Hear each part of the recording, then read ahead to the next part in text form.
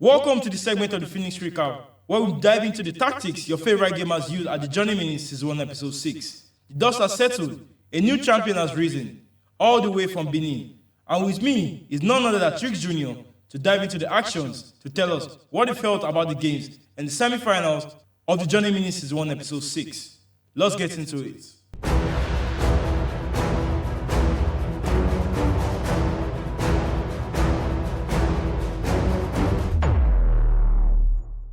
Welcome to the studio, Chuks Junior. Before we dive into all the action that happened at the Journeyman Season 1 Episode 6, how was the tournament for you? Because you participated in this tournament. What was the feeling for you this time? And what are you looking to do better going into the next episode? Okay, so it's always a great opportunity to be here. I'm very honored to always come to your tournaments. I look forward to the setup, the fun, the experience, and meeting a lot of new gamers as well. Yeah, speaking about new gamers, we, for the first time, not for the first time, but we saw someone coming all the way from Benin to win the tournament. And some people might not have even known about him. Just casual, people might know about him in maybe their cliques and all. But it was something that was surprising, especially who he was up against in Faruk in the final. How did you expect that to happen? Definitely, I expected Faruk to have a very tough game because Kingnonex is currently the best player in Benin. So for him to travel, so he's no local champion. He's not. For him to travel down to Lagos, he also came to win. It was obvious he came to fight for his slot. All right, that's good. We'll be diving into the semi-final games, and yes, so there are certain things that I feel in this tournament you might not be able to win if you cannot handle pressure. And mistakes also lead to little moments, little details in tactics, in how you press, how you move passes around. Those are little things that you have to look into. But before we dive into the first semi-final, that will be the game between Faruk and Ifenna. What do you know about Ifenna and how he plays? Over the 3 episodes I've been here, I've been able to. Ifenna has been a very consistent player. Always, after every group stage, you are certain of seeing Ifenna in the top 5, bagging a whole lot of goals. So far so good. He has really put in the work and effort. So I'm not surprised of him being in the semi-final today. Yes. You obviously have to be one of the best of the best. You spoke about pressure. I mentioned pressure before, but how does luck also play into the game when you're actually competing at this level?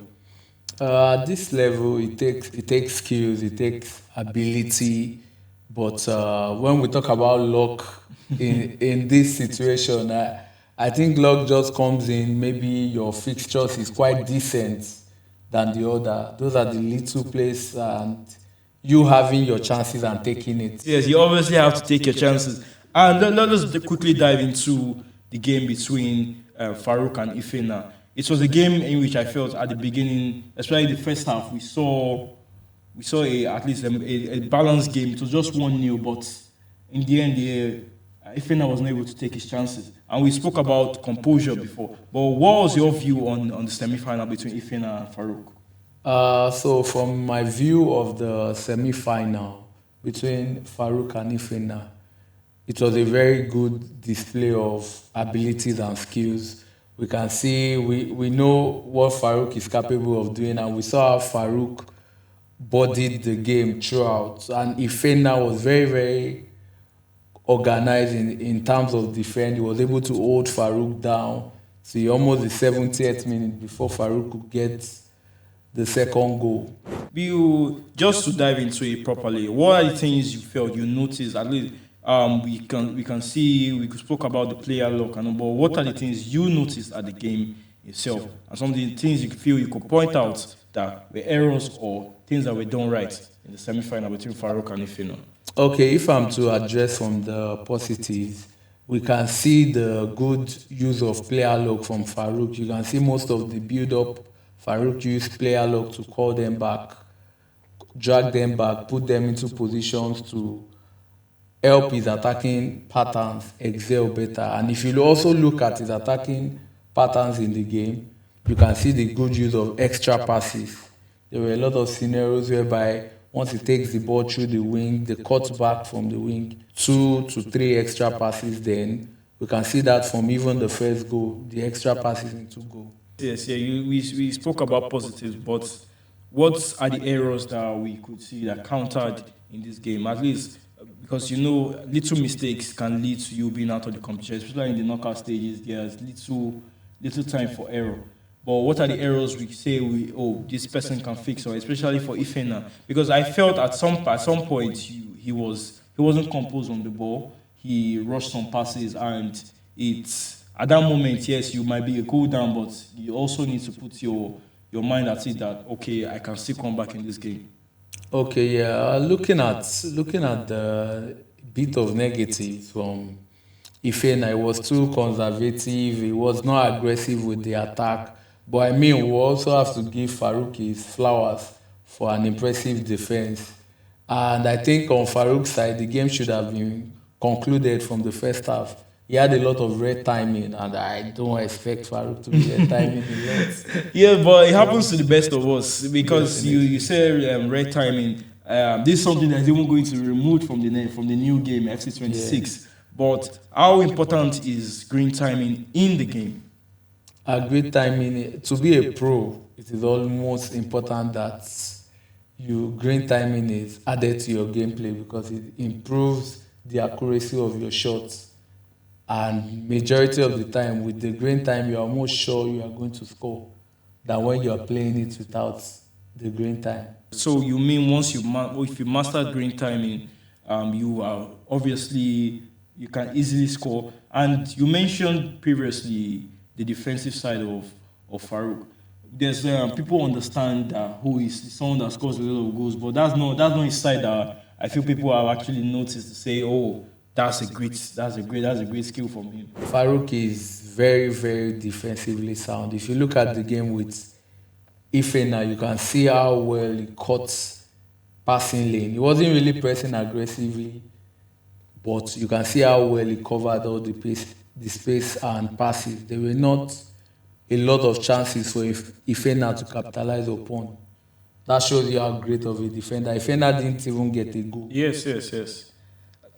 For in terms of goals, we see people conceding a lot, and sometimes there are comebacks. But what would be your advice for people in terms of defending? What do you think people can do right? What do you think they can add to their game to say, okay, even if I'm not going to score so many goals, I can at least lock up shop after I score 1 or 2? I would say they should just have more than one tactics in their arsenal, knowing when to switch and 1 goal and 2 go up. I need to manage this game. Maybe you move to slow build up, you back the box a bit, you can play 50 depth and just hold the ball more, reduce your mistakes. Oh, that's great. I feel the match between Faruk and Ifenna was a great one. It could have been better in terms of what Ifenna could have done better, but what could have done better in terms of scoring goals, adding that composure to his game, and also there's nobody you cannot beat once you've gotten to the semi-final stages. Do you feel pressure was on him at that moment, or it was just a case of better player? There will be a bit of better player. There will also be a bit of too much respect. Being Faruk, the name Faruk, so it's expected that, okay, if I was playing an attacking pattern earlier in the tournament, where this is Faruk, one of the best players in Nigeria, I should hold the ball a bit, I should be more careful. So all that went into play. That's great. We'll be moving on to the next semi-final, but let's quickly touch on Kingnonex. What do you know about him? What can you say about his play style? Kingnonex is someone I go way back with, and he's a very good attacking-minded player. He's an all-round player, to be very honest. He uses metal accordingly. He's very good with the player locks. green times. So all methods of the game is very good on it. That's great. That's great. We'll be right back with the second semi-final as we dive into Nonex game against Novice. He might be a novice, but to get to the semi-final stages, obviously, he's got skill. Stay tuned.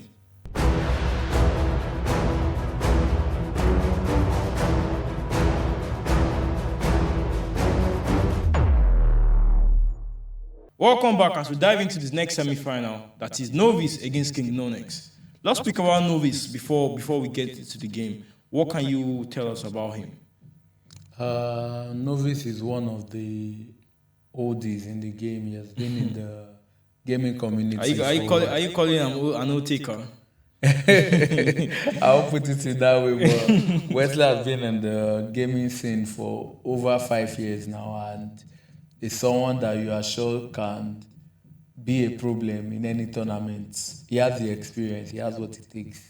I don't feel the scoreline does justice to how the game went, because I felt Kingnonex was dominant and he inserted himself right from the beginning. But what are 5 things you feel we can note from the game that stood out for you? Some of my observations are to be, I love the way Kingnonex took up the game, assert dominance from the beginning of the game. First 20 minutes, he had 3 goals, forcing Novice into a tactical change. Yes, we saw him switch from his usual 4-4-1-1 to 4-4-2 at that moment. Would you say that worked against him, or would you say it was something that was right to do at that moment? For the fact he was able to get goals, I believe it has to be a positive on Novice end.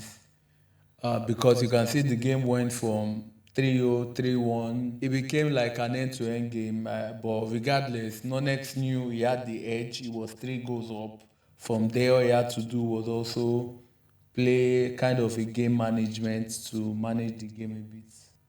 Speaking about game management, the game was 6-2 at some point, and we ended up seeing how the game shifted to 6-4. Obviously, people will say the game was over, but anything could have happened at this point. What do you think players have to do defensively just to make sure that those kind of things don't happen? It still boils down to having a defensive tactics in your arsenal, and I think that was something Nonex did not prioritize. He didn't consider doing that. He just wanted to play the way he was playing, attack as much as he could, and see off the game. Yes. Still on the game. We spoke about Novice tactics, but something I felt was surprising in the game was the 4-5-1 in which Kingnonex used throughout the tournament. It's not normal that a lot of people, the usual meta is 4-2-3-1 or 4-2-1-3. People are always looking to play with a cam, but in this case, we saw a flat midfield. But what can you speak on that for? Lately, of recent, the 4-5-1 flat has been like a meta of recent, whereby if you look at the pro scene, a lot of the last tournament we watched, majority of the pros use the 4-5-1. It gives a beautiful range of possession in the midfield, and it also has like a striker. So the build up and everything, you know that you can go through the wing, you can play a counter tactics, whichever way, it gives you a good possession of the game. Yes, just to speak on that still, do you feel, because at that point, if you are playing with the 4-5-1, at a point in which you are going to defend, especially if you are playing with a better player, it almost looks as if you have 10 people behind the ball, and it just gives you that better structure. Is that something we are going to see going forward, or do you think it's just a fluke for now and people return back to the 4-2-3-1? So I think the 4-5-1 for possession players, it is still a formation I still see people using, because it gives a variety of passing options. There's always someone to pass to. For someone that looks to hold the ball more and transition slowly, that would be like one of the best formations to use. Yes, there's something I feel. I know it might not be something that everybody can work on, but I see goals whereby people concede due to early movement of keeper. What can you speak on that? Because that can, as much as they are trying to adjust is something that can cost you. And in this game, we saw Novice taking that kind of opportunity, and it could have been another game. The way I see it is when a striker gets one-on-one with the keeper in those scenarios, it is just all about, it is more like a guessing game. You are just trying to be in your opponent's head.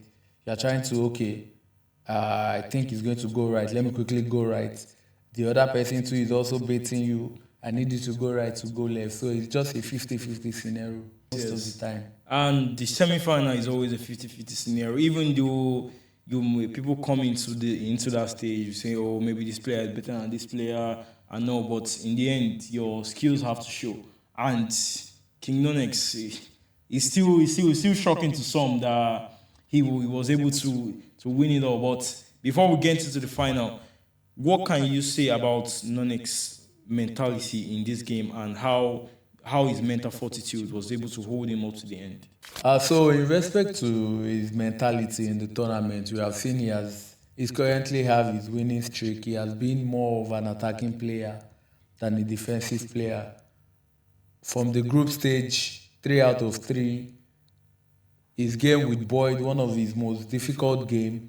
We can see how he was able to clutch the game. Yeah, 7-6. It was a back and forth game. A game in which people thought Boyd was going to come out on top. So like, I heard a lot of people saying that he was one that trained Kingnonex, but sometimes the student becomes better than the master. Yeah, this is one of those scenarios where Kingnonex edges it out with his sensei, Boyd, like he called him. That's good. So speaking about Nonex, after beating Novice at this point, did you expect him to win it all? Especially going up against Faruk, in which everybody would have said is the game favorite. In this final, we know Nonex might be the underdog, but for someone that is currently the best in Benin, coming all the way to Lagos to compete, after defeating Boyd, defeating Novice, I'm sure he's going to go all out. He went all out to win. Yes, we'll be diving into the final next to see what happened between Faruk and Kingnonex. Live action. So many goals, but errors were made. And that's what caused someone from missing a chance to be at the Night of Champions. We'll be right back.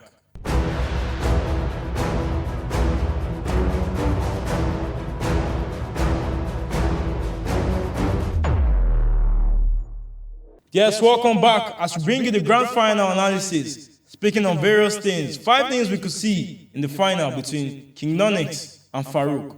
Chuks Junior, it's been good having you in the studio. Thank you. Let us dive into it quickly. From your experience, I know you mentioned to me that you've played both players before, but what would you say is the standing difference between Nonex and Faruk? I would just say in terms of the difference, it just has to do with experience. Faruk has been in the community longer. Okay. So I'll give him the experience on that.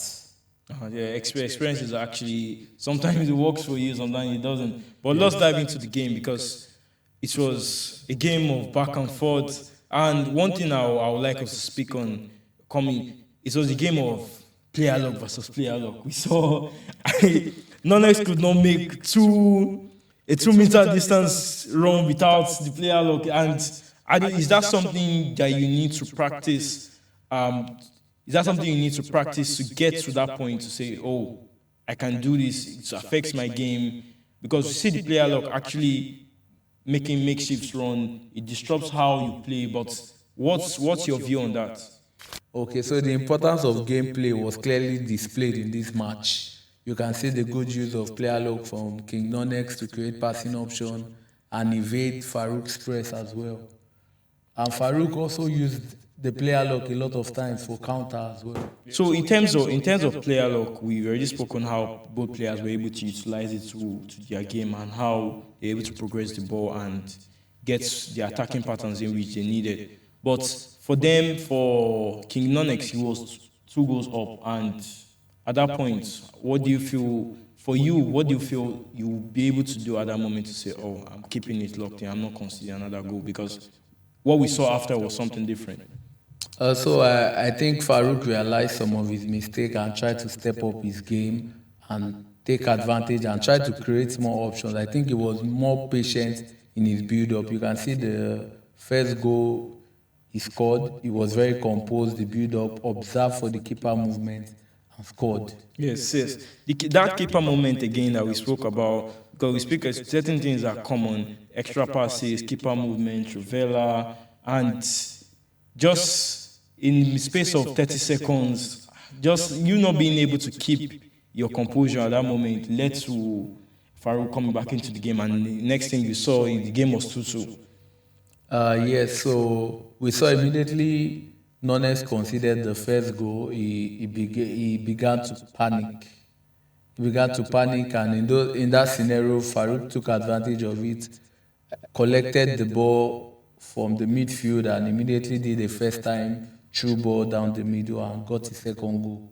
Oh, that was great. At that moment, there was bedlam in the arena, and shockingly, the man from Benin could not be killed.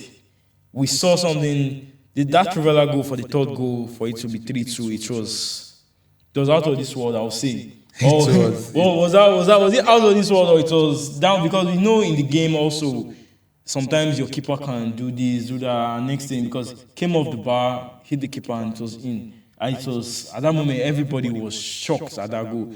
What can you say to, because we spoke before about conceding after kickoff, and that was the case for Kingnonex. He scored the goal immediately after kickoff, after it was 2-2, and for them, I feel that goal waked Faruk. What can you speak on that? I mean, after coming back, conceding such a Trivela from that distance, it wasn't even green time. It was really a weird angle to score from, because if you observe the clip, you see Faruk even try to close him down, but the ball just went, and we saw the keeper, the ball hit the bar, then the keeper hit it down into the post to become an own goal. Yes, after 3-2, it was, at that moment, people would say it was panic moment for Faruk. But what actually stood out for you to say, okay, Nonex actually took the game by the scruff of the neck and was able to kill it off? Because the scoreline in the end was 5-2, but at that moment, 3-2, people felt that Faruk could still come back.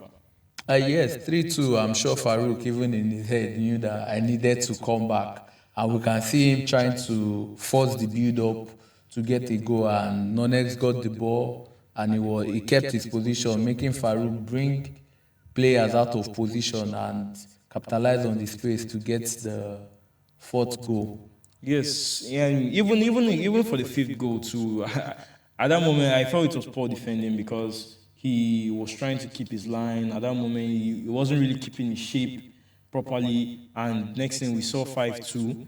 But before then, do you still feel that he could have done something better to at least get back into the game at 4-2? At 4-2, we saw him do a tactics change. He went 4-2 for all in. He was ready to risk, so either he was going to score, he was going to concede. So he saw that coming. Yes, just to touch on something, the last thing. Do you feel the team is in which they picked suited their style of play?